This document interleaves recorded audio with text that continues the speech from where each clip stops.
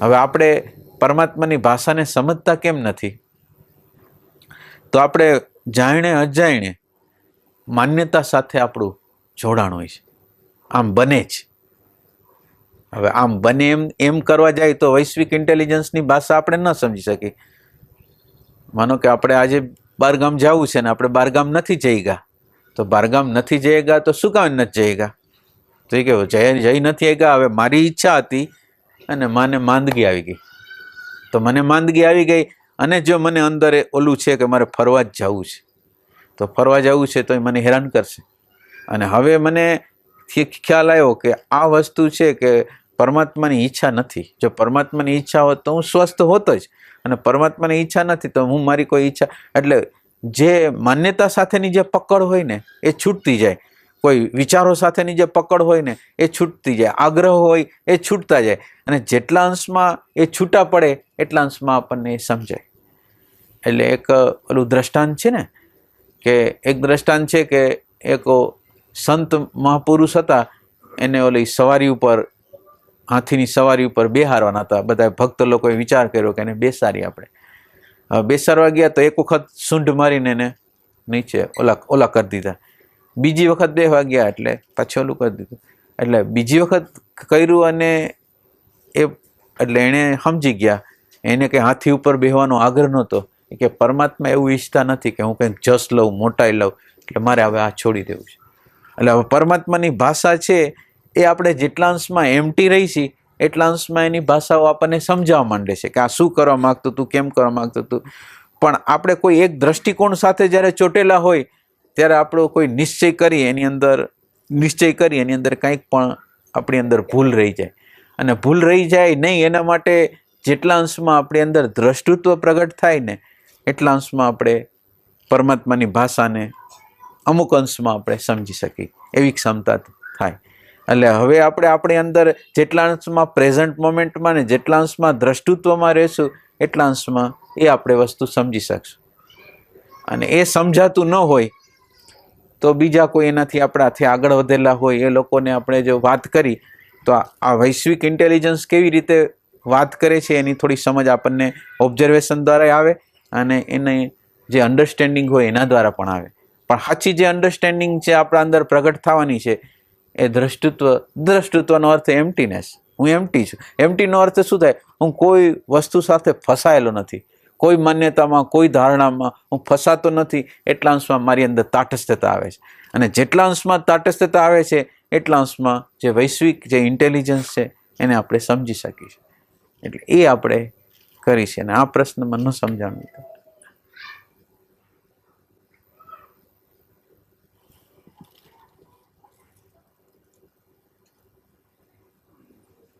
પરિણામ જે આવે તો પરિણામ ના, એવું નથી. વિરોધ, માનો કે કોઈ પણ પ્રકારનું નુકસાન ગયું એટલે વૈશ્વિક ઇન્ટેલિજન્સની અંદર એવું નથી કે લાભ જ થાય. વૈશ્વિક ઇન્ટેલિજન્સ લાભ કરે. વૈશ્વિક ઇન્ટેલિજન્સ હા હા હા હા ના, તો એના દ્વારા પણ આપણે અંદર અન્ડરસ્ટેન્ડિંગ થાય. માનો કે અંતઃકરણ બગડી જાય છે તો એટલે એ કોઈ મૂલ્યાંકન આપણી અંદર પડેલું છે. વૈશ્વિક ઇન્ટેલિજન્સ એક કાંકરો નાખ્યો, એટલે પરિસ્થિતિ દ્વારા એક કાંકરો નાખી દીધો, એટલે આપણી અંદર વમળ, આપણા ચિત્તતંત્રની અંદર એક પ્રકારના વમળો પેદા થયા. હવે વમળો જે પેદા થયા એ આપણને બતાવે છે આપણે કોઈ જગ્યાએ ફસાયેલા છે, કોઈ જગ્યાએ ફસાયેલા છે. નકર તો આપણું અંતઃકરણ બગડે નહીં, કારણ કે મૂલ્ય શાંતિને હોય, મૂલ્ય આનંદને હોય તો અંતઃકરણ બગડે નહીં. પણ કોઈ મૂલ્ય ખોટી જગ્યાએ અપાયેલું છે, અને બને કે એ મૂલ્યાંકનની મને ખબર ન હોય, અને એ જ વખતે મને ખબર પડે કે મૂલ્ય અહીંયા અપાઈ ગયું છે, અને આપણી અંદર જે પડેલા જે બીજ છે એને પ્રગટ કર્યું. તો એ સંદર્ભથી આપણા માટે ઉપયોગી છે કે હવે આપણે આની અંદર જુદાઈ કેટલી રાખી શકીએ છીએ. અંતઃકરણ બગડી ગયું છે, અંતઃકરણે કંઈક ખોટું વેલ્યુએશન કરી દીધું છે, શાંતિ કરતાં કોઈ બીજી વસ્તુને મૂલ્યાંકન કરી દીધું છે, એ આપણને સમજાઈ જાય છે કે આ મૂલ્યાંકન ખોટી જગ્યાએ થઈ ગયું. હવે ખોટી જગ્યાએ થઈ ગયું છે એવી જો મને ખબર પડે તો વૈશ્વિક ઇન્ટેલિજન્સે આપણને લાલબત્તી કરીને દેખાડી દીધું છે એટલું તો ખબર પડે. પછી એના ઉપર કામ થાય ન થાય એ જુદી વસ્તુ છે.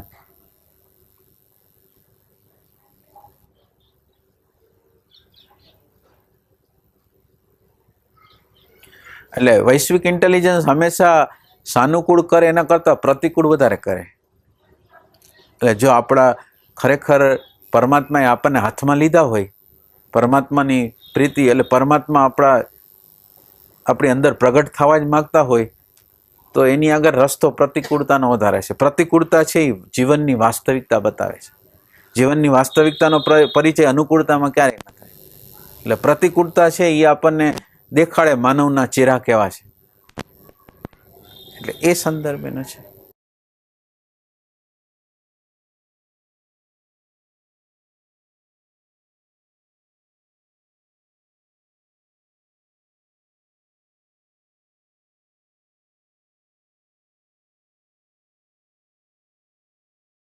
તમારી અગર મૂલ્યાંકન ન હોય તો અંતઃકરણ તો ન બગડે ને.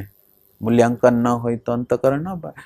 અને એવું એ તો વસ્તુ એવી છે કે કોઈ વ્યક્તિ કોઈ વિચાર આપણને પકડાઈ જાય અથવા બીજા દ્વારા વાતાવરણ બગડી જાય, ગમે તે થઈ જાય, પણ એ ગમે તે થઈ જાય પણ આપણા માટે કામ કરવાનું એવું છે કે આપણે જે રહેવાનું છે એ આપણા પ્રકૃતિમાં નહીં, પ્રકૃતિના જોનારમાં આપણે રહીને અને એનો એટલા અંશમાં સ્વીકાર કરીને એમાં છે. કેટલી વાર કુદરત ચાઈ કરીને ખોટા નિર્ણયો કરાવે ને નિર્ણયો કરાવીને આપણી ટેસ્ટ કરે કે આપણી પ્રકૃતિ સાથેનું તાદાત્મ્ય કેટલું છે.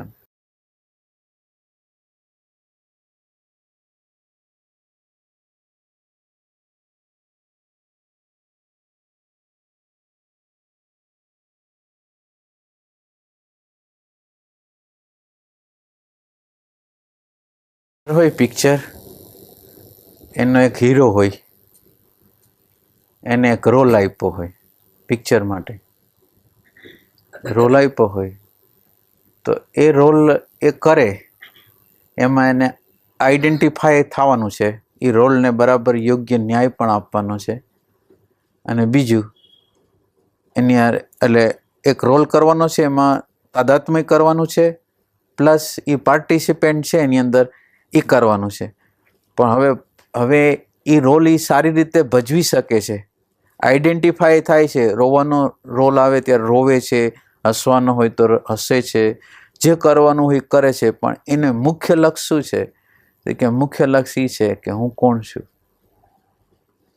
એટલે હવે આ રોલ છે, હવે આ રોલ છે એ પેરીફરી છે. એટલે તમે એમ સમજો કે કોન્શિયસનેસ છે એ આપણું હોવાપણું છે. કોન્શિયસનેસ છે એ પ્રકૃતિ, આપણી જે પ્રકૃતિ છે, માઇન્ડ છે, બ્રેઇન છે, માઇન્ડ છે, કર્મેન્દ્રી છે, ન્યા લગીને આવી જાય છે. કોણ? કોન્શિયસનેસ છે એ ઉતરતું ઠેઠ કર્મેન્દ્રિય લગીને આવી જાય છે, કર્મ કરવા પ્રત્યે લગીને આવી જાય. હવે કર્મેન્દ્રિય આગળ આવી જાય છે એનો વાંધો નથી. કોન્શિયસનેસ અને કર્મેન્દ્રિય વચ્ચે કરોડો માઇલનું અંતર થઈ ગયું એક સંદર્ભથી.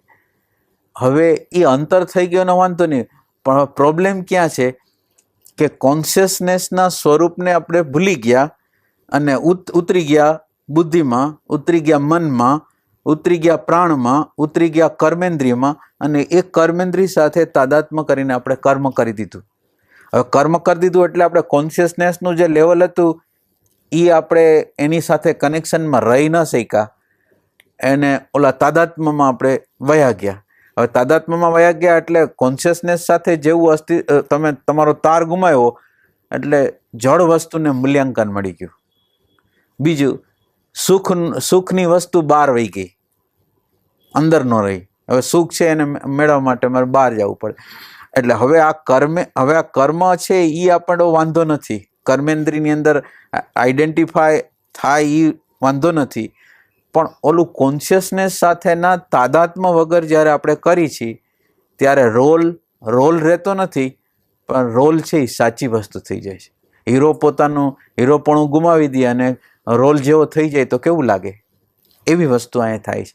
એટલે સ્વની સાથે અનુસંધાન કરીને પછી આઈડેન્ટિફિકેશન ને પાર્ટિસિપેટ બેય થાય તો એમાં કોઈ પ્રોબ્લેમ નથી. પ્રોબ્લેમ એ છે કે જે તે કોન્શિયસનેસ નીચે જે ઉતરી જાય છે અને પોતાનો છેડો, કોન્શિયસનેસનો છેડો છે એ ભૂલાઈ જાય છે, એટલે પછી પ્રોબ્લેમ થાય છે. હવે પછી એમાં અપેક્ષાઓ થઈ જાય, આશાઓ થઈ જાય કે આ કર્મ કરું એનું પરિણામ બીજા લોકો જસ આપે, આમ થાય, એ બધા અપેક્ષાઓ બધા હેતુઓ એની અંદર પ્રગટ થાય, એટલે એને લીધે સુખ દુઃખના અનુભવ કરવા પડે. એટલે એમાં કોઈ વાંધો નથી જો આપણે આપણા સ્વના કેન્દ્રમાં જો રહી શકીએ તો પછી આ રોલ જે આ શરીર છે એને એક આ શરીર છે એ શરીર હોય એને નામ આપવામાં આવે, શરીર હોય એટલે જાતિ આપવામાં આવે, શરીર હોય એટલે કુટુંબના સંસ્કાર આવે, સમાજના સંસ્કાર આવે, એટલે એને એક રોલ. હવે એને આ બોડીનું નામ પાડ્યું, એ નામનો એક રોલ, જાતિનો એક રોલ. પણ હવે એ જાતિ છે એ મારી છે, હું છું એમ ન માને, નામ છે હું છું મારું છે ન માને તો પ્રોબ્લેમ નથી, નકર એની અંદર પ્રોબ્લેમ થાય એ રીતે.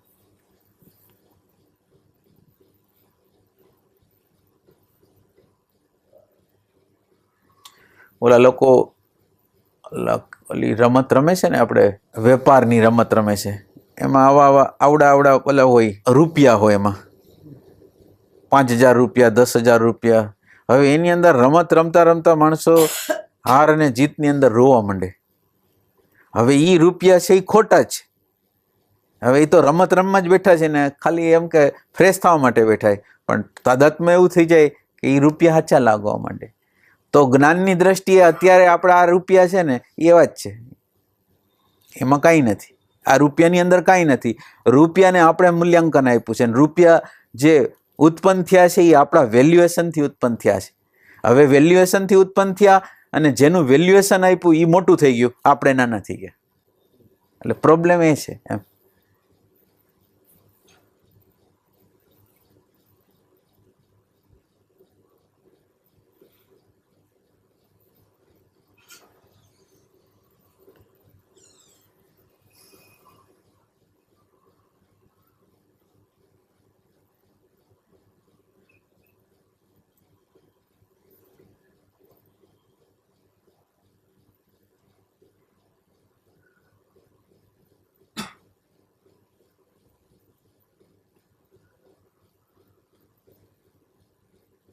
છોકરા હારે વડીલો રમતા હોય, છોકરા એમ કહે દાદા દાદીને કે તમે અમારી સાથે રમો, એટલે કોઈ પણ પ્રકારની રમત હોય તો વડીલો લોકો એને રમત તરીકે લે, સાચા તરીકે નથી લેતા.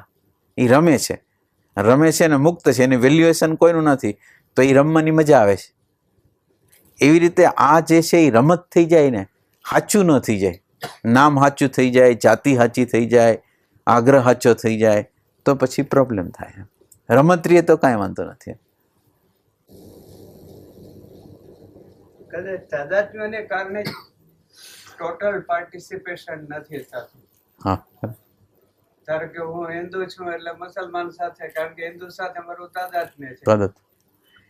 પછી મારા બાળકો અને મારું કુટુંબ મારા તાદાત્મ્ય છે એટલે બીજા, એટલે પાર્ટિસિપેટ ફુલ્લી કરવા માટે પણ તાદાત્મ્ય થોડું જવું જોઈએ.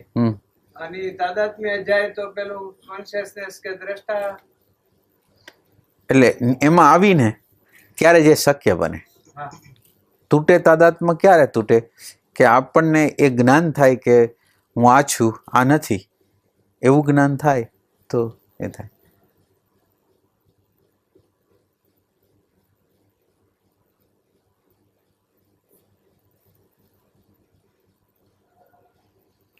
એટલે કે છે ને કે રામ ભગવાન છે એ રોતા હતા અને શિવજીને પાર્વતીથી જાતા હોય છે અને સીતા સીતા કરીને રોતા હોય છે. એટલે પાર્વતીજીને સંશય થયો કે આવા રોતા હોય કોઈ અવતાર હોય કંઈ. એટલે પછી એની આગળ તો એ કે તમે જાઓ તમે, એટલે એની આગળ સીતાનું રૂપ લઈને જાય છે.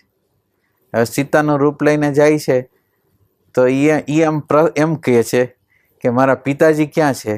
એટલે એનો અર્થ એ જાગૃતિમાં છે. એ પાર્વતીજીના અંદરના માળખાને પણ જાણે છે કે આ પાર્વતી જે છે એ જાણકારી કેવી રીતે રહી, તો કે કોન્શિયસનેસનો પ્રકાશ છે. રોવે છે, રોલ કરે છે, પણ રોલની અંદર એનું આઈડેન્ટિફિકેશન હોત તો એને સીતા જ માની લેત, કારણ કે સીતાને જ ગોતતા હતા અને સીતાનું જ રૂપ છે. પણ એની અંદર જાગૃતિ હતી. સીતાનો ખાલી રોલ કરે છે, રોવાનો તો રોલ કરે છે.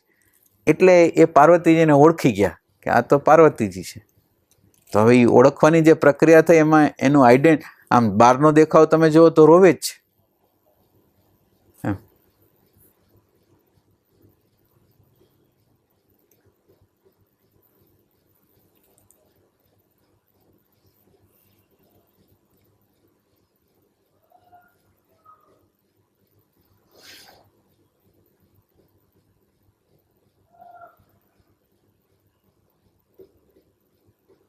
જાગૃતિની કોઈ પલો હોય ને આપણી પલો એવી હોય ને તો આપણને અનુભવ થાય.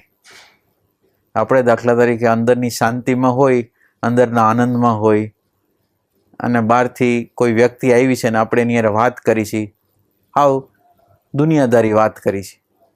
હવે દુનિયાદારી વાત કરી છે પણ અંદર આપણો તાર છે એ કોઈને ખબર ન પડે કોની હારે જોડાયેલો. આ આપણો એક્સપિરિયન્સ હોય તો આપણે બીજા કોઈ ઉદાહરણની જરૂર જ ન પડે. આપણને ખ્યાલ આવી જાય કે આ બે હકીકત શક્ય છે, એક રોલ અને એક અંદર આપણે કંઈક જુદી સ્થિતિમાં છે, તો આ બે વસ્તુ તો શક્ય જ છે. થોડું પણ આપણી અંદર હોય ને, હવે એ કંઈ બીજાને દેખાવાનું નથી કે તમે જાગૃતિમાં છો, જાગૃતિમાં નથી, કોઈને દેખાવાનું નથી. અને જનરલ રીતે એવું થાય કે આ તો વ્યક્તિ તો સંસારમાં ગળાડૂબ છે. એટલે એક અંગ્રેજ એક કોઈ બાઈ આવી હતી, ઇંગ્લેન્ડથી આવેલી હતી, અને ઉત્તર પ્રદેશની અંદર કોઈ એવા સંત પુરુષ હતા, સૂફી સંત પુરુષ. એટલે આમ ત્યાં જાય એટલે એ સતત રીતે ઘેરાયેલા હોય એના કુટુંબના માણસો સાથે, આ સાથે તે સાથે. એટલે આમ વિશ્વાસ ન પડે, પણ વિશ્વાસ ન પડે છતાં આનું અંતરનું એસેન્સ એવું હતું, એ ઓળખી ગયા અંદરથી કે ભલે આ બહારનો વ્યવહાર કરે પણ વસ્તુતા એ આ નથી, વસ્તુ સાચી આ વસ્તુ. એવી રીતે એક દ્રષ્ટાંત એવું છે કે એક સંત થઈ ગયા, એનું નામ ભૂલી ગયો છું, એ કાશીની અંદર ગયા. એને પરમાત્માની ઝંખના બહુ હતી, પરમાત્માની ઝંખના હતી, પણ જે વ્યક્તિ આગળ ગયા એની આગળ 13, 14, 15 પ્રકારની મોજડીઓ, રેશમી કપડાઓ, જોરદાર કપડાઓ. એટલે એની આગળ ગયા એટલે એને વિશ્વાસ ન આવ્યો કે આ વ્યક્તિ આગળ કંઈ હોય. એટલે બહારનો વ્યવહાર જોયો, બહારના વ્યવહારમાં પાછા વયા ગયા. પછી એને એમ થયું કે ના છે તો ખરું કંઈક એનામાં, મારે જવું છે. પાછા બીજી વખત ગયા અને એણે બહારના દેખાવને પછી જવા દીધો અને એના શરણે થયા. તો એ સંત પુરુષે પછી એને અનુભૂતિ કરાવી, આનંદની અનુભૂતિ કરાવી. અને એ આનંદની અનુભૂતિ એને હંમેશને માટે એમ કે તું કરીશ ને, તું જેને કરાવ્યું એને બધાને કરાવી શકીશ. તો હવે એણે જો બહારની પેરીફરીમાં તમે જોયું હોત તો એને વિશ્વાસ ન પડે એવા સંજોગો વધારે હતા. આ ગુરજેફ હતો તો ગુરજેફ જે ઓસ્પેન્સ્કી હારે વાત કરે છે ને એમાં લગભગ ખોટું જ બોલે છે. મારે આવા પ્રકારના જે લોકો મારી આગળ આવે છે કરોડપતિઓ છે, આમ છે તેમ છે, એની ફી હું આટલા પ્રકારે લઉં છું, એ બધું એણે વાત કરી. ઓસ્પેન્સ્કી તો હતો, ઓસ્પેન્સ્કી જાણી ગયો કે આમાંનું કંઈ વસ્તુ સાચી નથી. ભલે આ બોયલા ખરા, પણ છતાંય એને ગુરુ તરીકે તો રાખ્યા જ કે ભલે આ વાત જે સંદર્ભથી કરતા હોય, જે રીતે કરતા હોય, પણ છે આનામાં કંઈક, તો એને પકડી રાખ્યા એ રીતે. એટલે બહારની વસ્તુ ક્યારેક એવી લાગે કે એમાં છેતરાઈ જવાય એમ.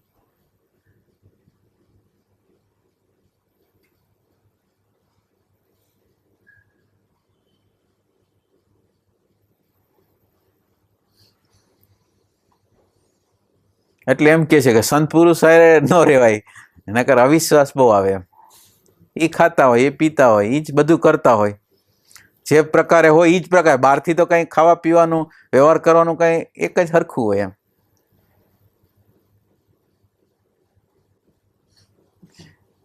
એટલે એક દ્રષ્ટાંત છે ઓશોએ આપેલું કે એક સંત પુરુષ હતા, રાજાને નીકળ્યા, એને લાગ્યું કે આ છે સંત પુરુષ.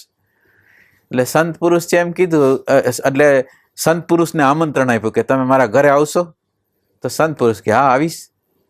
તો આવીશ કીધું એટલે પેલો સંશય ત્યાંથી ઘૂસી ગયો કે આટલું બધું, નકર ના હા કરે કે મારે ટાઈમ નથી, હું કોઈની ઘરે જતો નથી, હું કંઈ નથી કરતો, એવું કાંઈ નહીં, સીધી કે હા. એટલે પેલો સંશય ત્યાંથી ઘૂસી ગયો કે આ સીધી આટલી સરળતા, એટલે એમ કે આસાનીથી મને મળી ગયા. પછી એની ઘરે લઈ ગયા, પછી દરરોજ ખાઈ પીએ બસ આ કર્યા રાખે. એટલે પછી એણે પ્રશ્ન કર્યો 10, 15, 20 દિવસ પછી કે તમારામાં મારામાં ફેર શું?